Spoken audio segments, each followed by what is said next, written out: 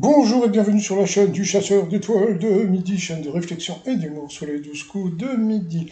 Jean-Luc Reichmann à la présentation, le maître de midi, toujours autant d'argent, coup d'envoi. Étymologiquement, que signifie Astérix? C'était petite étoile. Après, vous aviez Charonne, qui était en famille. Alors, qu'a déjà fait Guillaume Canet? Il a épicé dans un four.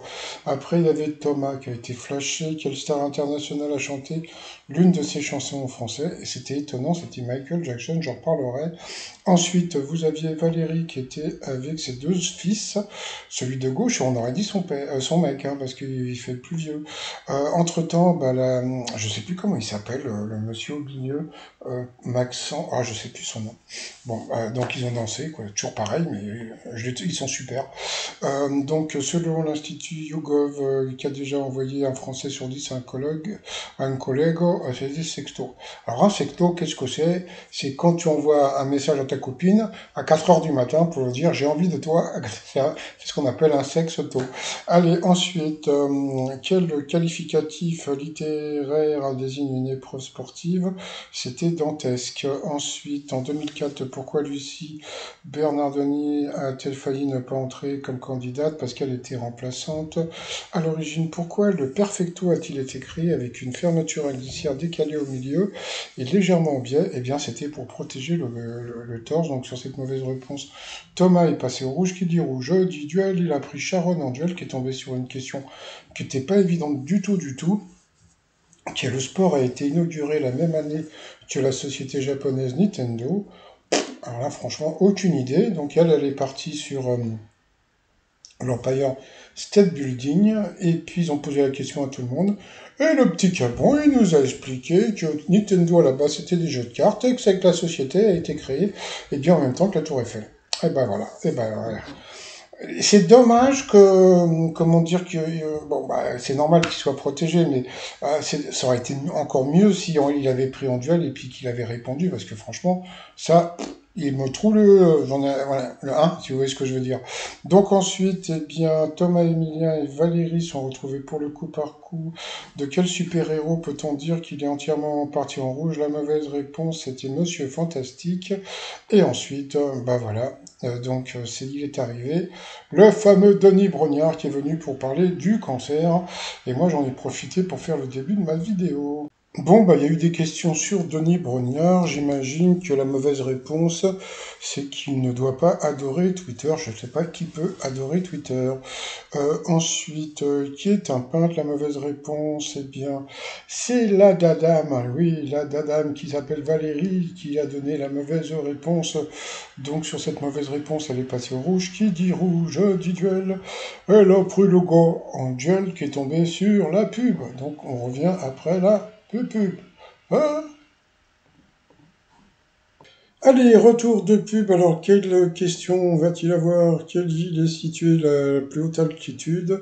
Il est parti sur Athènes. Je pense qu'il a dû regarder la photo, et bien alors comme c'était en hauteur, il a dû se dire tiens c'est haut ce truc-là. Et en fin de compte, ils ont posé la question au petit, qui a pas eu bon, hein, puisque lui il était parti sur je ne sais plus quelle ville, Sarajevo, et en fin de compte c'était Madrid, donc le petit il n'a pas eu bon. Ensuite, eh bien, voilà, donc Denis Brognard, qu'est-ce qu'il est grand celui-là, quand même. Allez, coup fatal avec Valérie et Emilien. De quelle profession? Paul Bocuse, la cuisine. Aux échecs, grand maître international. Quel conditionnement? C'était pilule. Non, les plaquettes, pilule. Combien de personnes se trouvent en tête-à-tête? Deux. En quelle année Bob Marley a-t-il disparu? Il connaissait la date, c'était 80, donc bravo au petit. De quelle série littéraire, le polar, la fille, nanana, c'était le truc avec Rapace, là, comment il s'appelle? Je sais plus, Millennium, voilà. Ensuite, comment appelle-t-on une étendue de terre? Bon, c'était une île. À quel peintre néerlandais doit-on la terre? C'est l'autre, là, je sais plus comment il s'appelle, Vermeer. Pourquoi tu dis tu sais pas, puisque tu viens de le dire? Bon, quel tube de Dadju débute dans ce chapeau? Je m'en fous. Après, de quelle zone scolaire? C'était le C, je crois. Dans quelle série les survivants d'un accident d'avion? C'était Lost. Quel feu indique qu'un véhicule va changer de direction et clignote ou qu'est-ce qui a été créé en France en 1539 par l'édit de Château-Renard? Et Emilien ne le savait pas, c'était la loterie.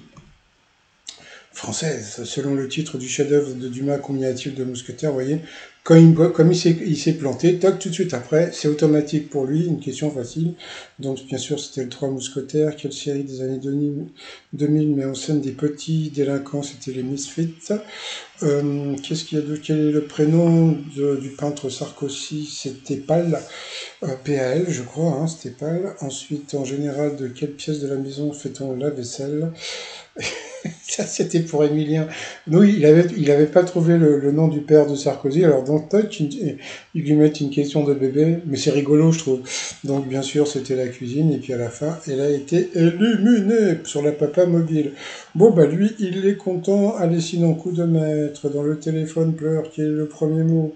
Écoute, hein, maman. Bon. À table, qu'allez-vous manger si on vous sert un clap Big Two? Il savait pas, il a dit au petit flot, c'était l'autre, c'était un fromage. Ensuite, qu'est-ce que nous avons eu à la table? Qu'est-ce que c'est que ça? Que signifie le nom Pagrian porté par le rover indien qui s'est posé sur la Lune en 2023? Eh bien, il a dit, qu'est-ce qu'il a dit? Il a dit étoile d'argent et c'était la sagesse, donc là il l'a eu dans l'os. Ensuite, comment s'appelle le film avec Nico et Danny Capone? C'était les Capone se marchaient. Je savais même pas qu'il y avait eu un film, tiens. Voilà. Et puis à la fin, quel pourcentage de Français possèdent un potager? Il a dit entre 15 et 20, et c'était pas ça, il s'est fait avoir à cause des potagers, c'était entre 30 et 35%. Donc voilà, en fin de compte, il a été piégé parce que moi, bon, comme je dis souvent, c'est-à-dire que quand il y a la personne qui s'occupe de la sauce qui est là, normalement, ils mettent des questions faciles. Et là, ils ont mis des questions difficiles parce que ça leur coûte 5000 boules à chaque fois. Donc bon, il était un peu déçu. Sinon, bah, étoile mystérieuse. Alors, il y a un nouvel élément.